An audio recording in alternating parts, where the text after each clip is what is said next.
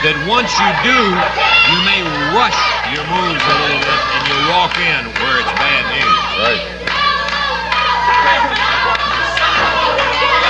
Lawler reaches up while the referee's already telling Hart to sit. Hey, look at Regal. He did the same thing Lawler did.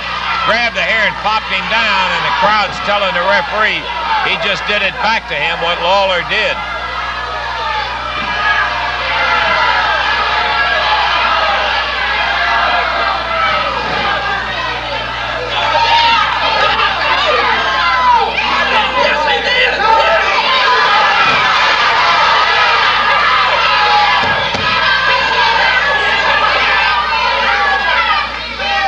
Wearing his lungs out over here, hollering at the referee about Regal pulling hair. I didn't see him saying a word when Lawler was pulling hair.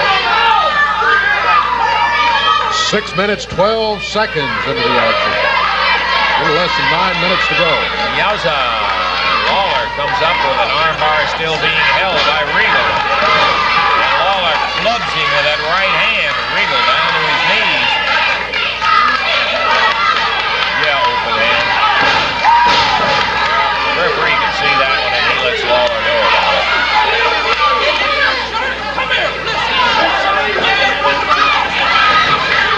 Lawler to a chokehold.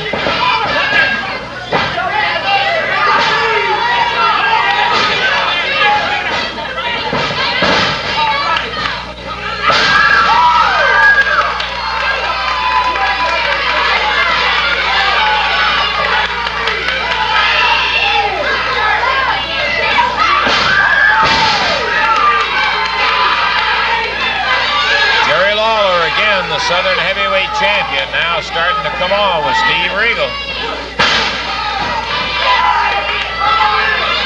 Pounding Regal's head into a turnbuckle.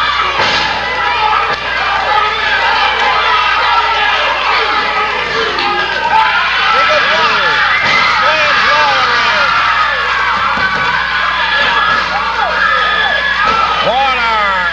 Good solid right hand. Drags Lawler across the ring. Again.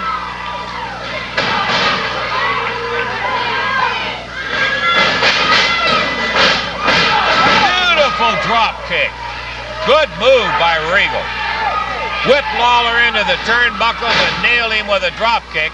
Lawler comes up off the canvas and busts Regal with a right hand.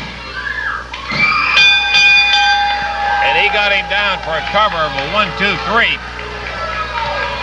I caught the tail end of it, but it looked like I did not see the first part. But I saw Lawler throw something back to Hart over here. Yeah. And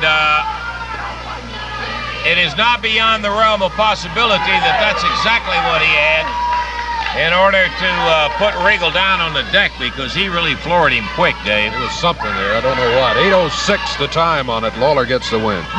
Steve Regal trying to tell the referee that was no fist or open hand or anything else.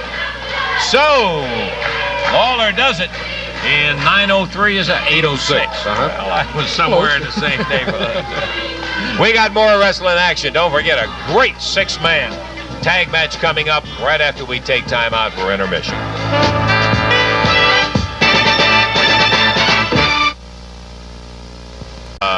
Team is going to have lots of speed.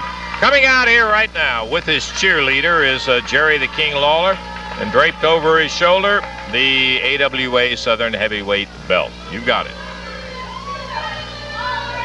Yeah, okay, it's not a stranger to you. We're the first to admit you've held it longer than anybody else has ever held it. And let me ask you one question. Yeah. Who's the greatest wrestler in the world, and why am I? Well, you just answered your own question. Hey, you're smart there. I got it. I told you where it would be back where it belongs, and it is. The rightful Southern Heavyweight Champion now has the belt.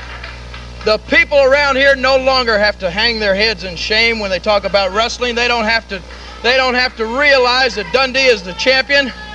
They don't have to go out and tell anybody, yeah, I'm ashamed of it, but that little sawed-off run has the belt, because now somebody that they can look up to, somebody that they can be proud of, somebody that all them little punk kids out there can want to grow up and be like is the champion. The king of them all, right here it is, baby. The greatest wrestler that ever lived and ever will step into a ring. You're looking at him, and I am the champion. As you can tell, now wait a minute. We were having a good little conversation till you interrupted. Just stand there and be quiet. Now let me say this. As you can tell, I'm not completely happy today. Although I should be, regaining the belt is rightfully mine, but I'm not completely happy because last week, you see, a little dirty, sneaky, underhanded snake in the grass trick was pulled on the king. And I'm not going to take the time to explain it to everybody, but most of the people realize that I wrestled Thomas Marlin last week blindfolded, right? Or let me say this, I agreed to wrestle Thomas Marlin blindfolded. I went out to the ring in good faith. I let him put that blindfold on my head, risking life and limb. And what happened? I don't need to tell you. You just show the film of what happened, because I want the people out there to see this Dundee for what he really is, the low-life coward with that big yellow streak down his back that he is. I want you to just roll that film.